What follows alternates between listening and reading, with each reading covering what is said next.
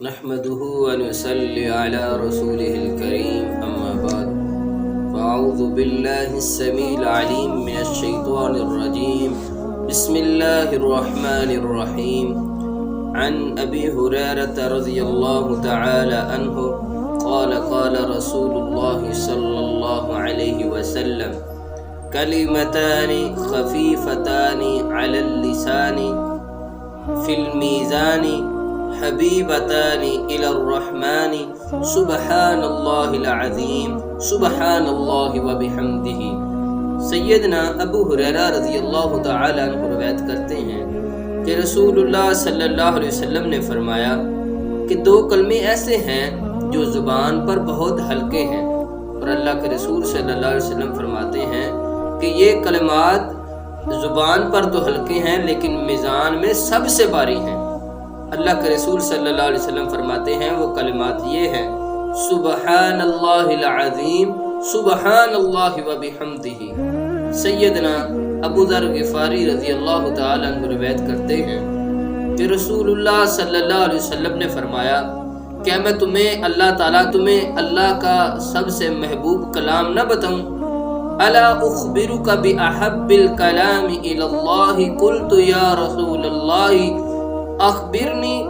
باحب الکلام الی اللہ فقال ان احب الکلام الی اللہ سبحان اللہ وبحمدہ۔ تو سیدنا ابو ذر غفاری رضی اللہ تعالیٰ عنہ کہتے ہیں میں نے کہا کیوں نہیں اللہ کے رسول، آپ مجھے بتائیں۔ تو اللہ کے رسول صلی اللہ علیہ وسلم نے مجھے اللہ کے سب سے محبوب کلام کو بتایا۔ وہ کلام کیا تھا؟ فرمایا سبحان اللہ وبحمدہ۔ ایک اور روایت میں ہے سیدنا ابو ذر غفاری رضی اللہ تعالیٰ عنہ روایت کرتے ہیں کہ رسول اللہ صلی اللہ علیہ وسلم سے دریافت کیا گیا ان رسول اللہ صلی اللہ علیہ وسلم سئل ای الکلام افضل قال ما اصطفى اللہ للملائکۃ او لعبادہ سبحان اللہ وبحمدہ۔ سیدنا ابو ذر غفاری رضی اللہ تعالیٰ عنہ روایت کرتے ہیں کہ رسول اللہ صلی اللہ علیہ وسلم سے دریافت کیا گیا اے اللہ کے رسول، اللہ کو زیادہ کون سے کلمات پسند ہیں؟ اللہ کے نزدیک کون سے کلمات افضل ہیں؟ اللہ کے رسول صلی اللہ علیہ وسلم نے فرمایا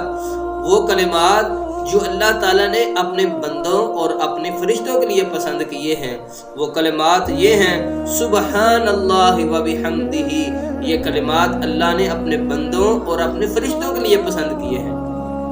تو سیدنا ابو ہریرہ رضی اللہ تعالیٰ عنہ روایت کرتے ہیں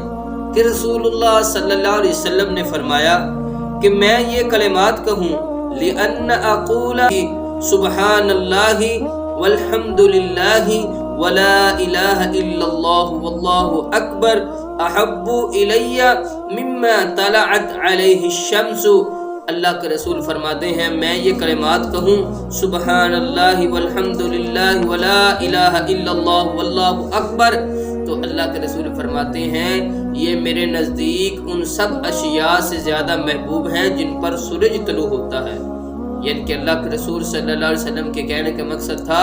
کہ دنیا کی ساری چیزوں سے زیادہ محبوب مجھے یہ کلمات ہیں سبحان اللہ والحمد للہ ولا الہ الا اللہ واللہ اکبر۔ سیدنا ابو ہریرہ رضی اللہ تعالیٰ عنہ روایت کرتے ہیں کہ رسول اللہ صلی اللہ علیہ وسلم نے فرمایا من قال حین یصبح وحین یمسی سبحان اللہ وبحمدہ مئۃ مرۃ لم یأت احد یوم القیامۃ بافضل مما جاء به الا احد قال ما قال او زاد علیہ۔ اللہ کے رسول صلی اللہ علیہ وسلم فرماتے ہیں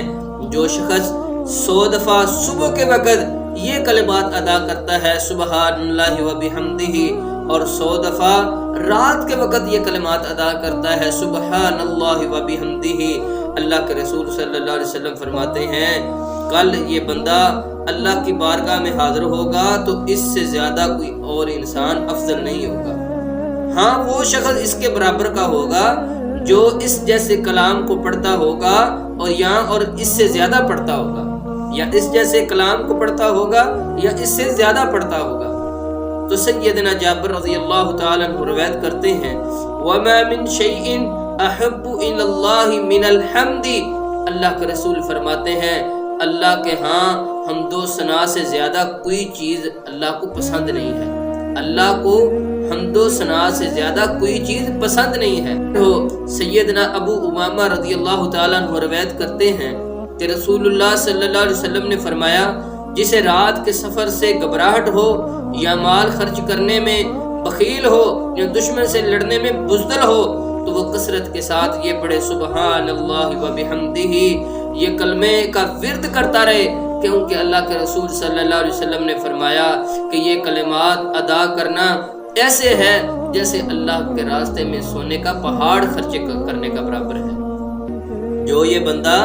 یہ پڑھتا ہے اللہ تعالیٰ اس کی گھبراہٹ کو ختم کر دیتے ہیں، اللہ تعالیٰ اس کی بخیلی کو ختم کر دیتے ہیں، اور اللہ تعالیٰ جو بندہ یہ کلمات ادا کرتا ہے اس کی بزدلی کو ختم کر دیتے ہیں۔ اللہ کے رسول فرماتے ہیں جو بندہ یہ کلمات ادا کرتا ہے وہ ایسے ہی ہے کہ جیسے اللہ کے راستے میں سونے کا پہاڑ خرچ کر رہا ہے۔ تو میرے محترم بھائیوں،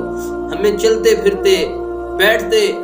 جہاں ہم بیٹھیں ہمیں یہ کلمات ادا کرنے چاہیے، کیونکہ یہ کلمات بہت باری ہیں اللہ کے